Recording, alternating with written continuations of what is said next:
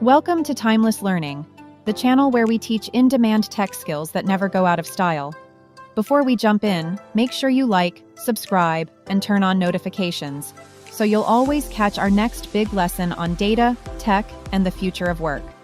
By the way, guys, all the class files and materials are in the description below. If you don't see them there, just check the comments section. I've dropped the links there too.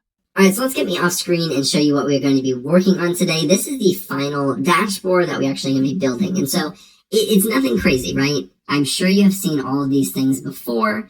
And I'm just going to help you kind of build it out, show you what to do, the buttons to click. And it's really going to be a simple walkthrough. By the end of this, you should be able to do all these things very easily. And I highly encourage looking at the data and looking at these visualizations and seeing what else you can do with it. There's a lot of different colors, a lot of different visualizations that you can do with this data. I'm just showing you this today. And so the more you go out there and the more you do this on your own and you mess around with stuff and choose different things and see how it all works, the better you're going to get. And so I highly, highly encourage doing that. So what we are going to be working with today is an Airbnb data set. I'm going to show you that in just a second. And I'm going to show you the data and we're going to just jump right into it. Alright, so this is the data set that we are going to be using. This is the Seattle Airbnb Open data set. And let's go down really quick. There's 3 different CSVs in here. And so this is some of the data that we're going to be working with. Some date, listings, and some pricing. And then there's the actual listing that shows the actual street address, the location, the price, the bedrooms, all of these good stuff. And then there's a reviews. And it has, some comments and, talks about some of the reviews. So this is what we're going to be working with, but you don't have to go in here and download it. I have already combined all of these CSVs into one. I've put it on the GitHub, so I'll have a link below, so you can just click on that, and you don't have to do all the stuff that I did to get this set up. Just so you know, this is from 2016, so this data set is a little bit old. If you want to, you can come right here, and I will leave this link as well, and you can get the data set from, what is this, a couple weeks ago.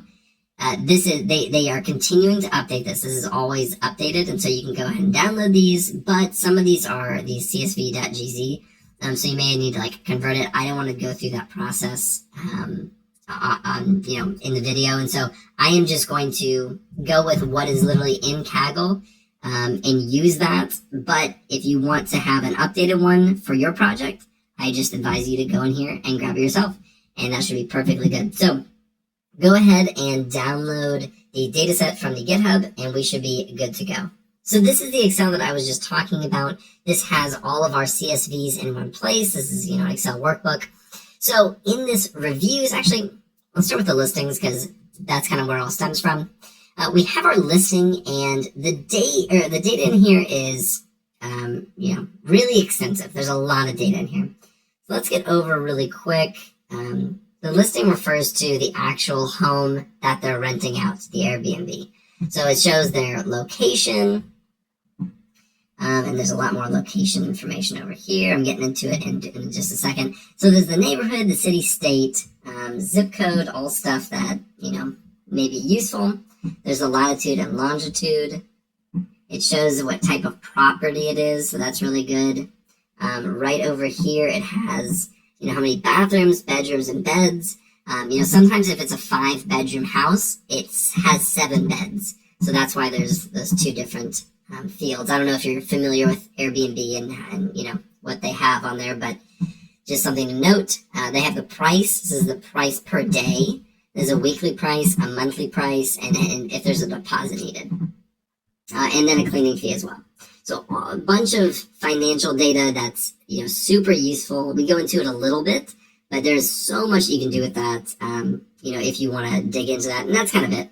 The rest of it's pretty useless. And there's there's so much data in here. Almost, more than half by far is nothing you would put in any type of visualization. And this is pretty common. You're not going to get data every column where you're going to be able to use it. A lot of times it's just a lot of useless junk. And so you have to know what you're looking for and know, what's actually useful. So that's the listing. Then we have reviews. Now, What's really a little bit confusing in here, and something that you just need to kind of understand about the data, and something that if you get a data analyst job, you need to understand your data, because it's very easy to come in here and say, okay, there's an ID field, and here's an ID field. So that means that those are the same. Well, not in this case.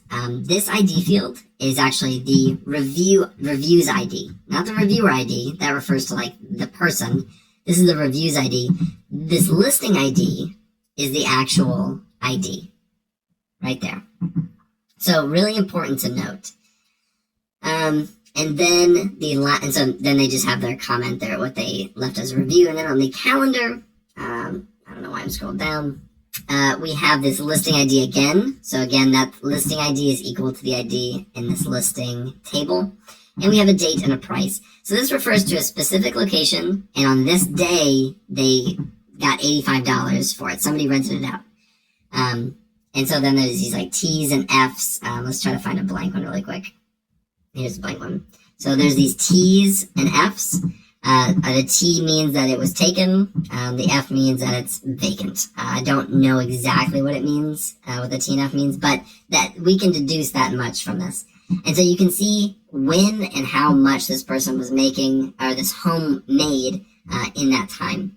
So really, really good data in here. There's a lot to work with. And so we're just going to be kind of, I'll give you a little bit of a use case for it in a second. And then we're going to start trying to answer some of those, building out some of the visualizations for that use case. Again, you could have 20 different use cases for this data, or more, honestly, for this data, where you could build out different dashboards and different reports, literally with just this data. But, we're doing a pretty general, broad project, and so it's hard to answer all of them. So let's jump over to Tableau. We're going to get started on this, and we are going to build out everything. All right, so let's come right here. This is a Microsoft Excel. We'll open that up. Do this one. We will open it and give it just a second. Since it's executing the query, it's pulling the data in. All right, so we have our calendar, our listing, and our reviews. Those are different tabs at the bottom. We're going to start with the listing. This is the kind of the main one. Has, I didn't show you, but there's about 3,600 locations that they had in there. Let's just have it update automatically. I don't know why we need to click on that. But, so we have these listings. We have our calendar and our reviews. What we're going to do is I'm going to come in here, and we're going to open it as we did in our very last video for the joins. So now that we've opened it, we can kind of go in here and we can do the joins as needed. And so let's go over here, and we're going to, let's start with calendar. I'm going to put it right there. That was super slow. I apologize. All right, let's wait for it to get the data. Start setting everything up. Did not think it would take this long. I apologize. No, take your time. So let's click on here, and right now it has the join based on the price, which obviously is not going to work. If you remember, there is no ID in this calendar. It's just the listing ID. We can actually look right here. There's just the listing ID. So we're actually going to put listing ID is equal to ID.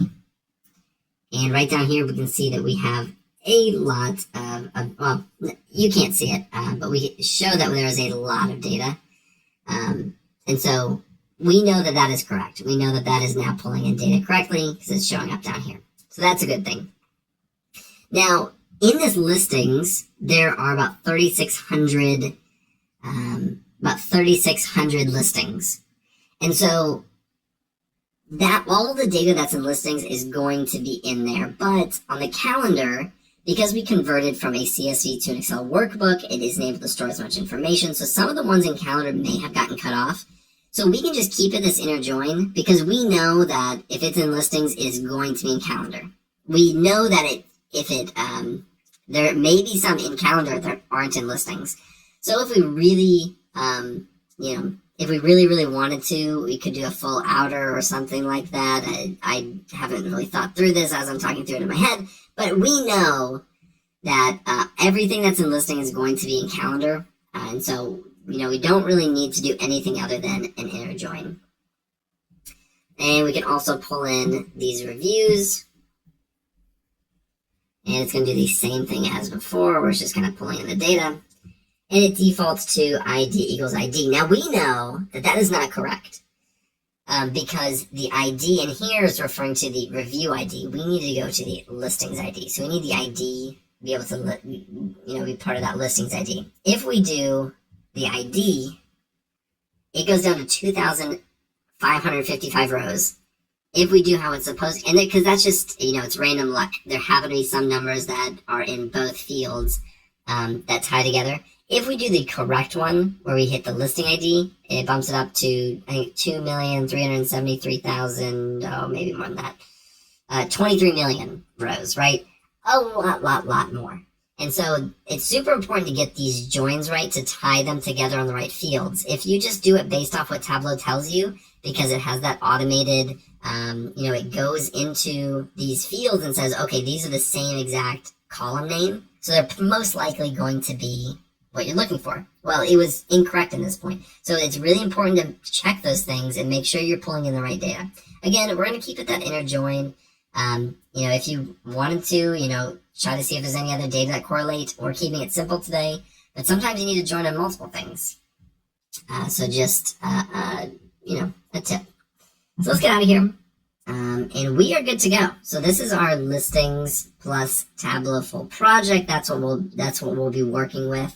And we were able to tie all three of these, as you call them, tables or sheets or whatever you want to call them. We were able to tie them together. So let's go over here to our first worksheet. Let's see. All right, so this says Tableau public only works with less than 15 million rows of data. We have 23 million rows of data. That's a problem. And when I did this before, it didn't do that. So we're going to work through this together. So this is date reviews. I believe this is date for,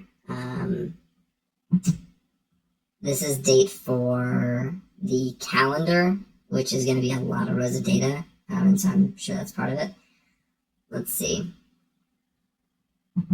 Let's do years. We only want 2016. Oops. We only want 2016. Let's do okay. Let's see what that does. Let's see if that gets us under what we need. We only want 2016 data anyways. So if it's in 2017, we were going to take it out anyway. So we'll see if that gets us underneath. I have absolutely no... If this ends up taking like 20 minutes, I will just cut it and, you won't have to wait as long as I'm waiting. So we'll see how long it takes. All right, so it took about 20 minutes and it did absolutely nothing. One thing I do know is that we don't actually use this review tables at all. It's just for demonstration purposes. So we're going to remove that, and let's see if that helps us in any way.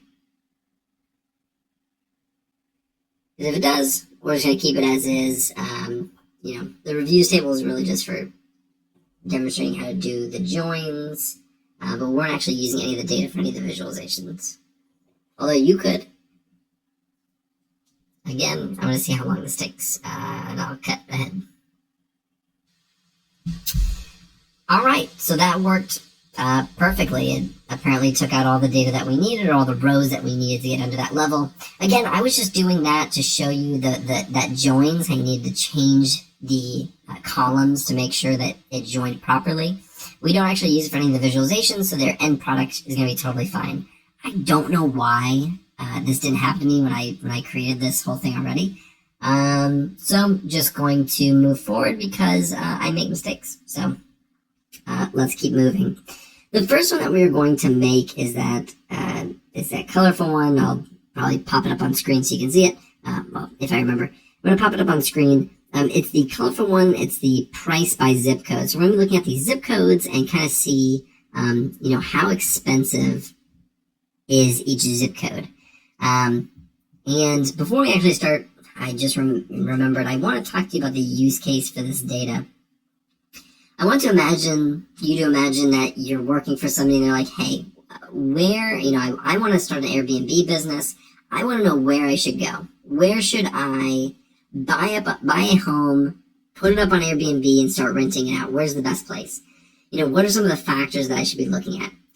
And so that's kind of what our use case is. So some of the things that he cares about are things like bedrooms, location, which is really important, and how much price he's actually going to get. How much money can he charge? And so he's trying to optimize that to make sure that whatever rental he gets, he can make the most profit from, instead of choosing something that, he thinks would work, but, in the end, he's actually not making that much money. So those things are important. So that's our use case. We're trying to help this guy out, help him find a really good Airbnb. So let's take a look at these zip codes real quick. We have quite a few of them. And there's one that's null. We'll exclude that. Or if it doesn't have a zip code, we'll just exclude those because they're not going to show up on these visualizations anyways. And so we want to look at the price. So we just want to find the price, which should actually be down here. And not the sum.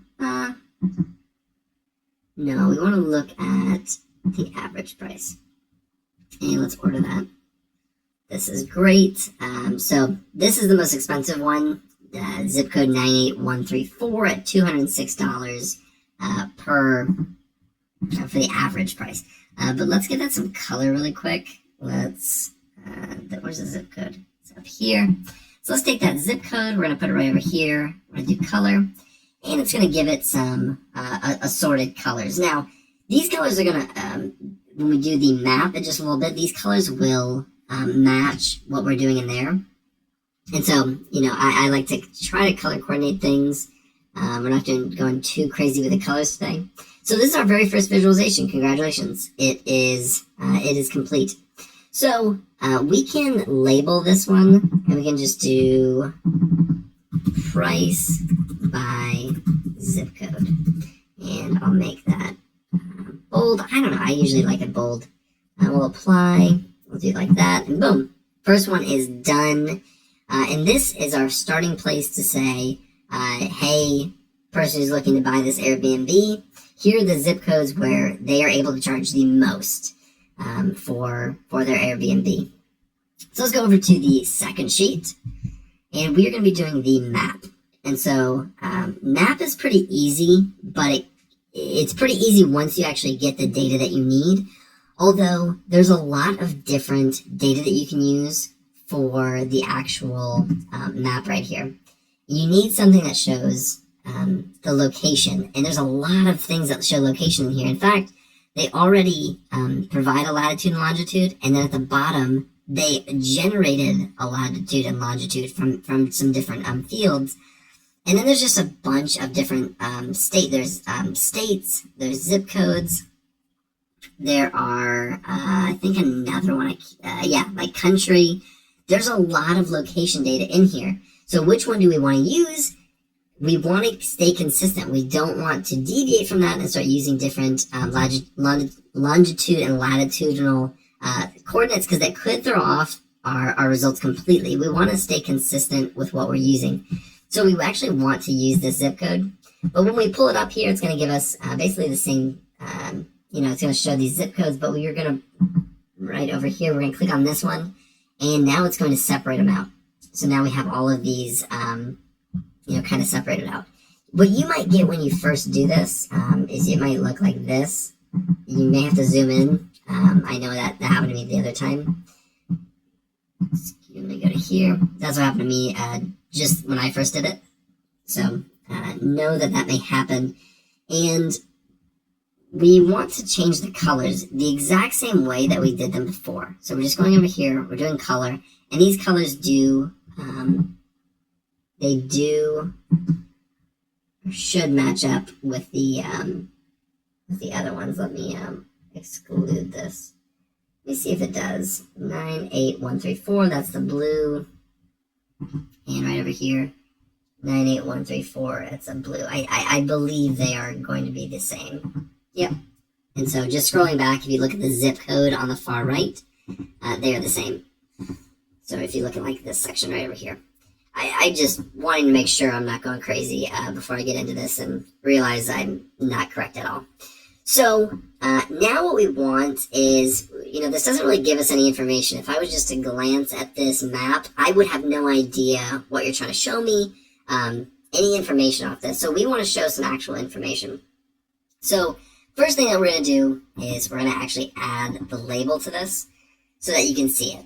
When you're going over here and you see, okay, here's this zip code, in the dashboard when we create it, you can't click on this.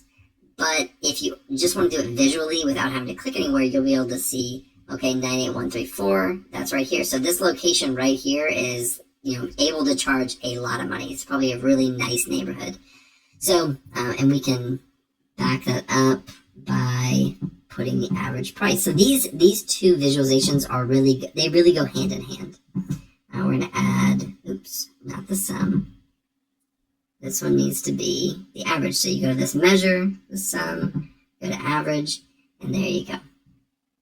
And these should match. So this should be 206.6. I'm looking at the average price right here. And then we go over here, 98134, 206.6. So this all matches, and we can actually change that size a little bit if you want to actually get it within each of these things. Adjust it as you see fit. I think that's fine right there. No need to mess with it anymore.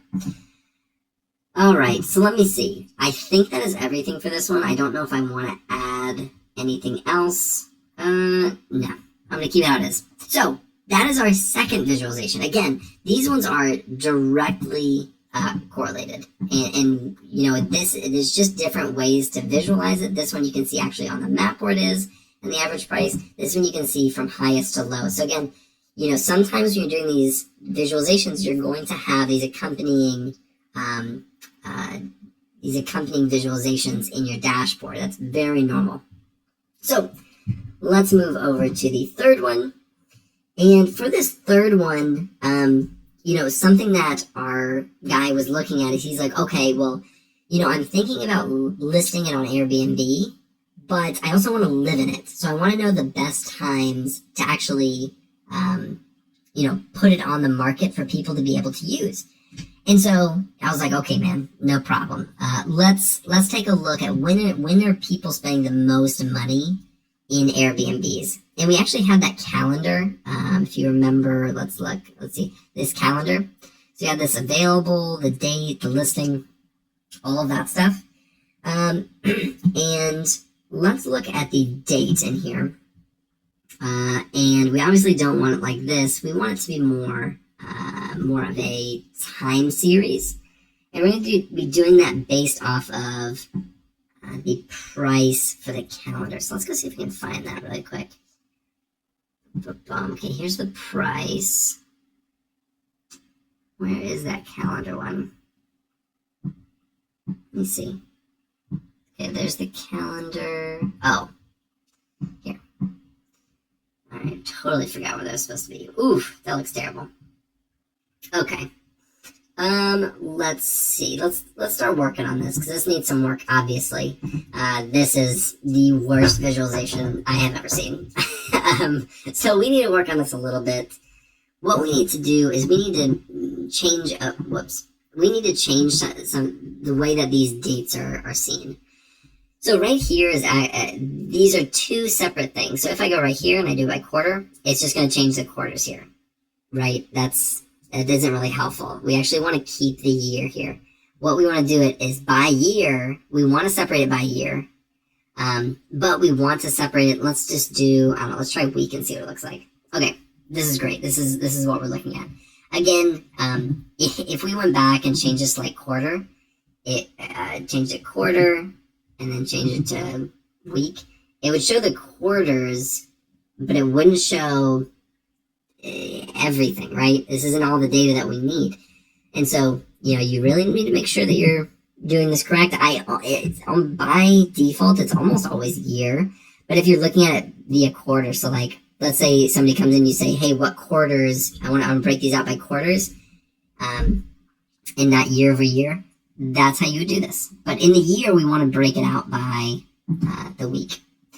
And you see this huge drop off at the end. Well, that is actually because the data doesn't go past that. There's just like 1 day of data or one week of data in here with actual with January of 2017 data. So it just drops off because this is a sum. So it only adds up to like 591,000 compared to like the 2 million. So we want to get rid of that. And how do we do that? Let's see. I think it's filter. How's it format? No, it's not format. What am I thinking? Bear with me. Let's see. Filter. Well, I was looking for it. I just couldn't find it. Let's bring it back to the 31st. Let's see if that fixes what we need. Perfect. That's all you had to do. And the reason that this is helpful, and oftentimes you'd have several years worth of data in here, and then you could even do something like this one where it has multiple lines. The reason that this is helpful is because if I'm telling my friend, I'm going to say it's a friend, or business partner, whatever you want to use this use case for. I'm going to tell him, hey, the beginning of January all the way until like, even February, it's like really low. It's half. So there's not a lot of people traveling because everyone travels when? At the end of the year. So in November, December for the holidays to visit family, and then in the summer for vacations, I would tell him, just based off this one thing, I would say, hey, over the summer, and then at the end of the year and during the holidays, that's when I would be renting out your Airbnb. Okay? So just this one very simple visualization can help him understand the best times to do that. That may have been intuitive. You may have already known that, but you can prove it with the data, which is always really helpful. And let's see, is there anything else that we need to do with this? I'm just going to label it, and I'm going to say revenue for a year. Let's do bold, do apply. There we go. Did I label this last one? I didn't. Let's label that last one.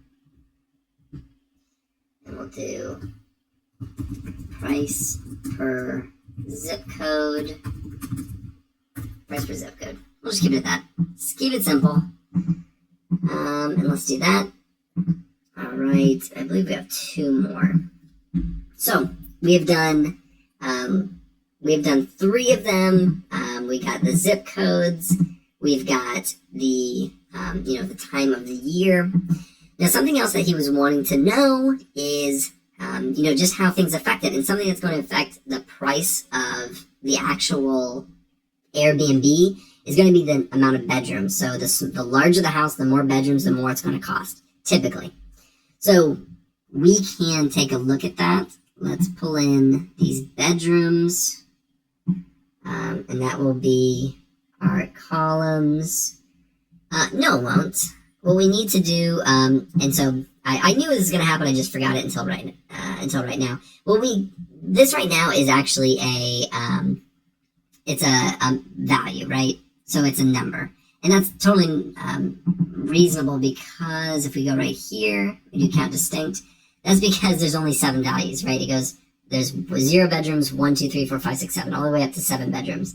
Right now, it has it as a numerical value. We want to change that to create it as these measure names, not a value. So we're going to remove this. We're going to go right down here and click this drop down, and we're going to say convert to dimension. And so now we're going to add it as a dimension. So there, that looks much more normal. Really quick, I'm gonna keep these in here for a second, but we're gonna get rid of these nulls and zeros because if a home has 0 bedrooms, that's a problem. And so we want to look at the price again. Let's go down here in the listings. It should be the price. Now this is the price for the location per day. If you want to look at monthly or stuff like that, they have that data. But we're just going to do the price, the average price, not the sum. Although this is helpful, so just really quick before we change it, This is going to show you which ones are bringing in the most money. It also may show you which ones are the most common. Those are all different visualizations that we can do, but the one that brings in the most money, that brought in that has $63 million worth of listings. So they all add up. Those 1 bedrooms are doing phenomenal. Half of that are 2 bedrooms at 30 million, 3 bedrooms at 18 million, and so on and so forth. So there's a ton of 1 bedroom ones. We could even keep that in there, if we wanted to. And then we do something similar later, but you can keep something like this in there. What we will do really quick though is we're going to do the same thing that we've been doing, is keeping average. And we are going to get rid of this, because if it doesn't have the bedrooms, that's not helpful to us. And if it has 0 bedrooms, that's genuinely a problem. I will not be renting an Airbnb with my family that has 0 bedrooms in it. So now we have this, and it would be really helpful to be able to see that in the visualization. I mean, it's just kind of hard to see it as is. I mean, it just does not hurt to add that right here. Do a label. Why is it angled like that? Maybe I just need to move it out more. That looks much better. That's the average price. That cannot be right. That's the sum, that's why. So let's go over here. Let's make that average as well. Much better, because if the price was $3 million for a 3 bedroom, I would not be going there. So this is really, really useful information for our friend, right? If he wants to, get into that 1 bedroom area, you're not going to be making a lot of money. It may be low cost up front, but he's not going to be making a lot of money. It significantly goes up when you reach these 5 and 6 bedroom homes, which makes sense. I mean, if it has 5 or 6 bedrooms in it, it's probably a really large, really nice home, and you can charge a lot more money. And our friend is extremely wealthy. He can buy whatever he wants. And so he may be looking at these larger ones, seeing that there's a much higher return on his investment, the higher and the more bedrooms he goes. So we're going to keep it just as it is. And let me see if there's anything else that we want to do with this. No, we're going to keep it just like this. And the last one is by far the easiest, and we actually just discussed it a little bit. We want to know, what's his competition look like? So for the bedrooms specifically. So let's go back up to the bedrooms. We want that one to be right here in our rows. So we show these, and then we just want a count of how many listings there are. So we can do that via the listings ID. So here's our listings. Each ID represents 1 location or 1 home. So we're going to do that right here. That looks absolutely terrible. That looks terrible. What am I doing wrong here? Oh, let me see. One thing we need to do is we want to get rid of these nulls and zeros. Do that really quick. And then we don't want to do just the ID, because I'm realizing now what I'm doing. I need to convert this to a numeric so we can do a count on it. So let's, let me see. What is happening? This is terrible. All right, let's put this back. Let me see if I can just do an attribute. Let's do the count. And let's do text. No, it needs to be a distinct count. Because that's basically like a count of the numbers themselves, not each individual ID. Okay. It took some figuring out. I'm going to keep that in there because you guys need to see, a lot of you guys like seeing when I make mistakes, so, it makes it feel like when you make mistakes, it's okay. And I'm all about that. So I'm leaving that in there. You guys can see me fail a little bit. I just forgot how to do that for a second. And this is exactly what we're looking for, right? It showed us in that visualization that we were looking at earlier before we switched it to the average price. This is showing us that there are, for 1 bedrooms, there's 1,800 1 bedroom, 2 that have 483, 3 that have 206, 4 that have 55, only 5 that have 20, and 6 that have 5. So the more you go up, the less and less it is, or the less and less competition there's going to be. Now, is there a lot of demand for 4-bedroom, 5-bedroom, 6-bedroom?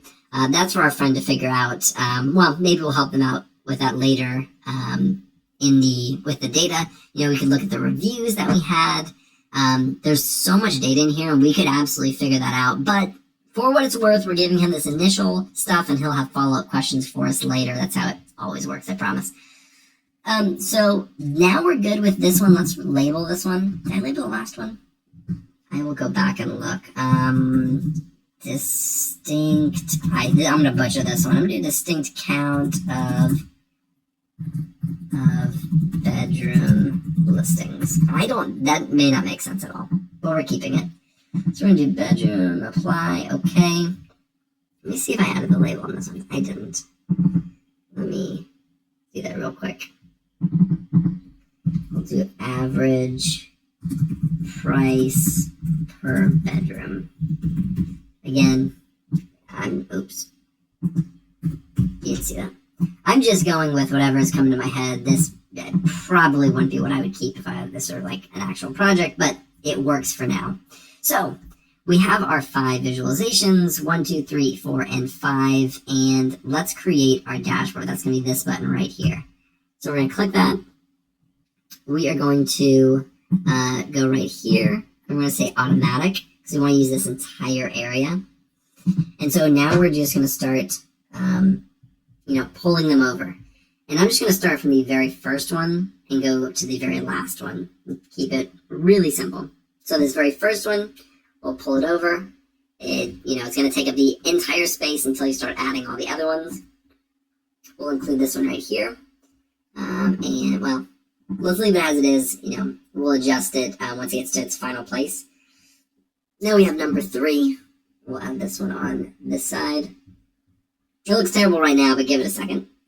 And then we have number 4. We're going to add that across the top. Okay, it's already starting to look a little better. And maybe you don't have to keep this in here, but you definitely can. Let's start to adjust things a little bit. Oops. Okay, let's see if I can zoom in one more. No, I'm going to do it just like that. Actually, let me see.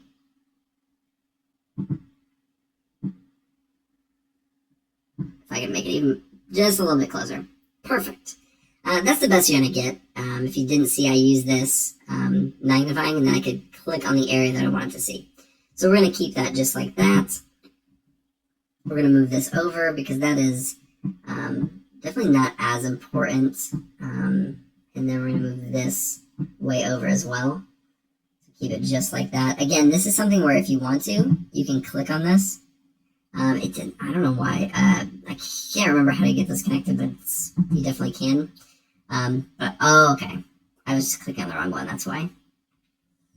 That is why. But you can click over here and it'll filter based on, so if I go to this one, oops. Dang. Oh, geez. What am I doing? Oh, this is a travesty. Okay, let's try to get this back. All right, I'm not touching it, guys. You get the gist. You can mess around with it yourself. I'm not messing this up.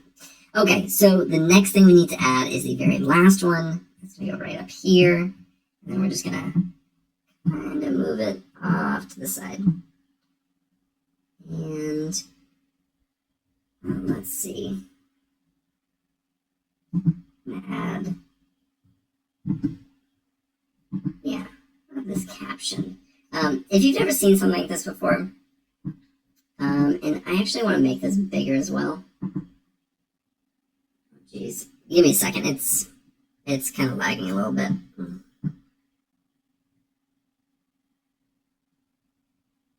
And make this a little bit maybe I don't want it as wide, but I definitely want it a little taller. Give it a second. Yeah, let me scooch this back. Just like that. That's fine. We can keep it like that. In my original one, I didn't have this. You can get rid of this if you want.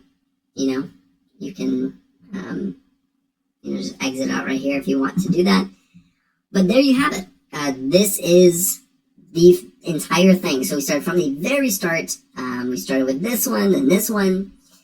Did some, and this is, all of our zip code work. Then we took a look at the calendar where we looked at the price and did some time series visualization. And then we're looking at the bedrooms and the count of bedrooms. And so this should be really helpful for our friend. It should be an initial dashboard to get him going. And once he sees this, he's going to have a million other questions, and he's going to want another dashboard for different data that's in there. He's going to ask about, okay, well, what if I want to do it weekly, or, I want to rent it out for the month, or, how many reviews are people, 5-star reviews are people giving on, 1 bedroom, 2 bedroom, 3 bedroom.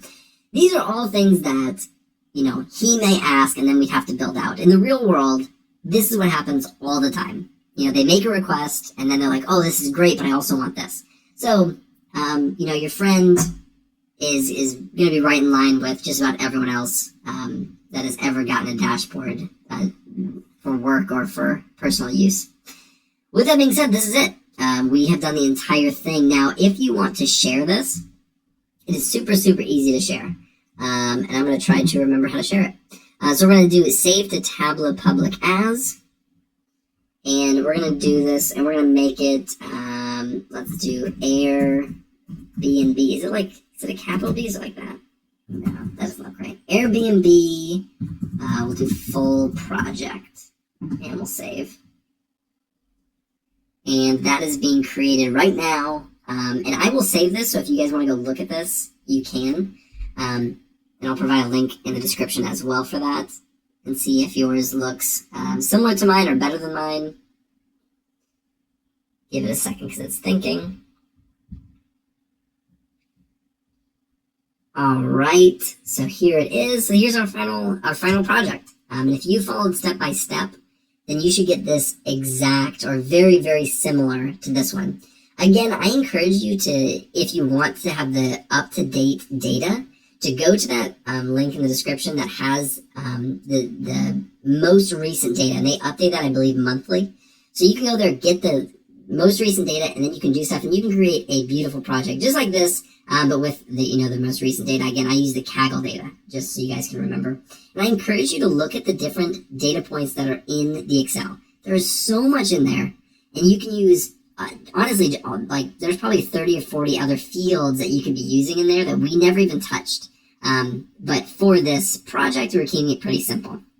And so go do that, make completely unique dashboards and visualizations, and create projects and add it to your portfolios so that you can create a fantastic portfolio website and get a job. And that's what this is all about. It's about upskilling and getting these skills that you can, get a job or do better in your job. So I hope this has been helpful. I really appreciate you guys joining me and doing this entire project with me. I have no idea how long this is. This could be like an hour for all I know.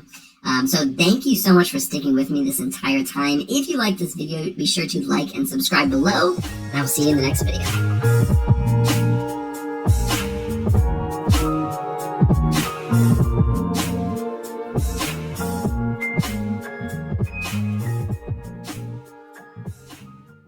Thanks for watching. If you found this helpful, please like, comment, and share this video with someone who's learning too.